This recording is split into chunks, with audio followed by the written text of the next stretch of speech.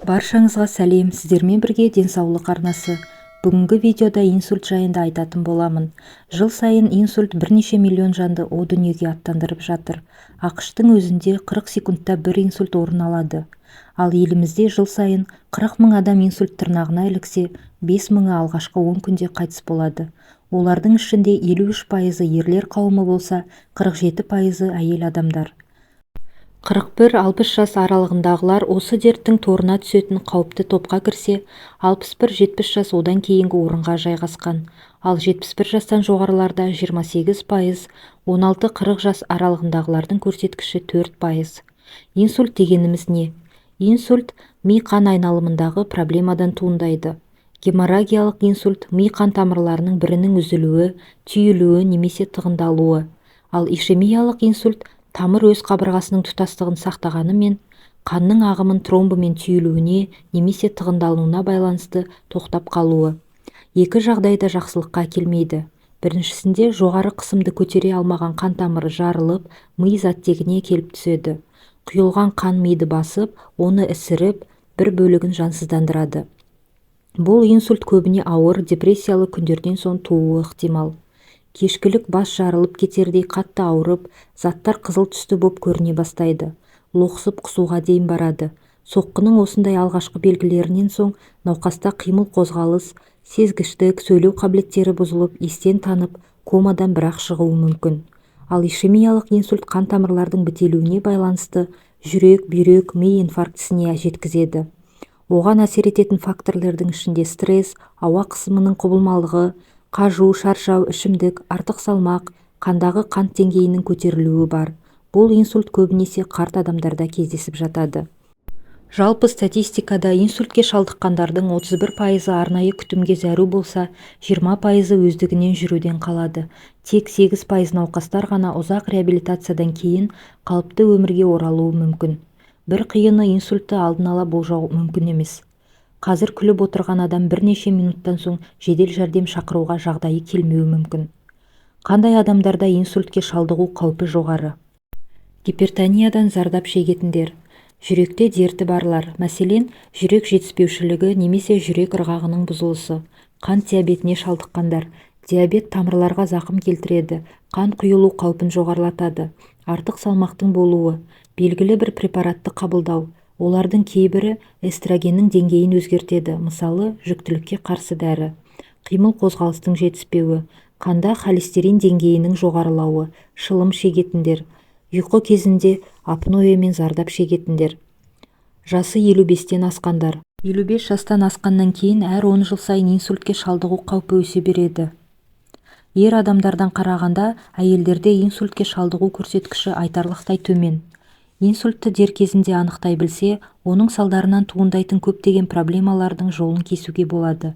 Инсульттан кейінгі 3-6 сағат, яғни терапиялық терезеде медициналық көмектің пайдасы орасан зор. Бірақ көптеген адамдар инсульттың алғашқы белгілеріне назар аудармай, өте шығатын тағы да бір бас ауруы деп қабылдап, маңызды сағаттарын желге ұшырып жатады. Сол себепті бұл аурудың алғашқы белгілерін білу өте маңызды. Инсульттің негізгі белгілері: бірден бас қатты ауырады, адам есінен танады, тепе-теңдікті ұстау мүмкін емес, адам нық жүре алмайды, бір жағы толығымен ұйып қалады, сөйлеуде қиындықтар болады, бірде-бір сөзі түсінікті болмауы мүмкін, көздің көруі нашарлайды, кейде екі көзі де көруден қалады. Ол нақты инсульт екенін қалай білеміз? Күдіктенген адамыңыздан бірнеше оңай қимыл қозғалыс жасауды өтініңіз. Күлу, егер адам жымия алмаса, немесе тек бір жаққа қарай жымиса, тез арада дәрігер шақырыңыз. Сөйлесу, жауап беру. Ол адамнан сұрағыңызға толық жауап беруін, не қысқа өлең жолдарын қайталауды сұраңыз. Инсульттан соң артикуляция бұзылуынан адам сөзі анық шықпайды. Тілін шығару. Егер адам оны жасай алмаса, не тіл тек бір жаққа қарай қисайып тұрса, бұл нақты инсульт. Екі қолын бірдей көтеру. Адам инсульт кезінде екі қолын бірдей басқара алмайды. Сол сияқты екі қолын алға қарай создырыңыз. Егер біреуі өзіне бағынбай төмен құлай берсе, бұл инсульттің белгісі. СМС жазу. Генри Форд ауруханасының зерттеушілері инсульттің басқа белгілері кездеспейтін адамдардың хабарламаны жазғанда түсініксіз, мағынасыз сөздерді тере беретінін анықтапты, бірақ өздері оны байқамайды екен. Егер адам осы аталғандардың кез келген біреуін жасай алмаса, жедел жәрдем нөмірін теріңіз. Міндетті түрде медицина қызметкерлерін алғашқы көріністен хабардар етіңіз. Оның есінен танғанын, тепе-теңдік жоғалтқанын, бір қолын көтере алмай жатқанын айтыңыз. Инсультта кәсіби мамандардың көмегі ауадай қажет. Жедел жәрдемді шақырған соң, науқасты жастыққа жатқызып, тар киімдерін шешіп, есік-терезені ашып, таза ауамен қамтамасыз етіңіз. Су не тамақ беріп жүрмеңіз, себебі органдардың функциясы бұзылуына орай оны жұту аса қиындық тудырады. Егер мүмкіндік болса, артериалды қан қысымын өлшеңіз. Егер жоғарылап кетсе, күнделікті оны түсіру үшін қабылдайтын дәріні беріңіз. Ондай препарат жоқ болса, ештеңе бермеңіз. Инсульт профилактикасы қандай? Әрине, дерттің көбі өмір сүру салтын дұрыс сақтамағаннан жабысып жатады. Майо Клиник зерттеу ұйымының сарапшылары инсультті болдырмау үшін мына шараларды сақтауды ұсынады. Дене салмағын қадағалау қажет. Артық салмақ бірнеше инсульт факторларын тудыратын қауіптің белгісі. Оның кесірінен артериалды қан қысымы көтеріліп, жүрек қан тамыр аурулары туындап, диабет дамуы ықтимал. 4-5 келі жоғалтудың өзі сізден көптеген қауіп-қатердің бұлтын сейілтеді. Көбірек көкөніс пен жеміс-жидек пайдаланыңыз. Көкөніс қан қысымын төмендетуге, тамырдың иілгіштігін жақсартуға әсер етеді, ал бұл өз кезегінде инсульттың ең дұрыс профилактикасы болмақ. Темекіден бас тартыңыз. Анда-санда шегемін деген сөз де ақталуға жатпайды. Ол белсенді шылым тартатындар секілді тамырлардың жұмысына аса кедергі келтіреді. Жаттығыңыз. Физикалық белсенділік инсульттың барлық түрінің дамуын төмендетеді. Әсіресе аэробты жаттығулардың пайдасы көп. Жүру, жүгіру, суға жүзу, велосипед жүргізу, жүктемесі аздау фитнес. Күн сайын кем дегенде 30 минут осы жаттығуларды жасап жүріңіз. Бұл салмақты азайтып, толық қан айналымын жақсартып, стресстен арылтады. Ішімдікті рационнан сызып тастаңыз. Спирттік сусындар артериалды қысымды көтеруші фактордың бірі. Трансмайларды аз қолданыңыз. Трансмайлар тамырлардағы бос аралықты азайтады. Ол тромбтың пайда болуының алғашқы түрткісі.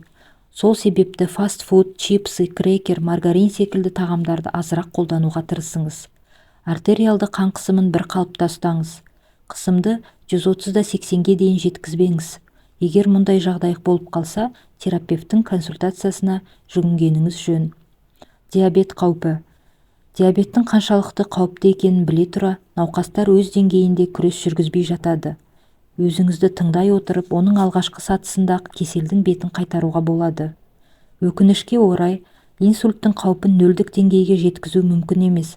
Профилактикалық шаралардан бөлек, инсульт қалай келетінін және жедел қандай шаралар қолдану керегін кез келген адам білуі керек.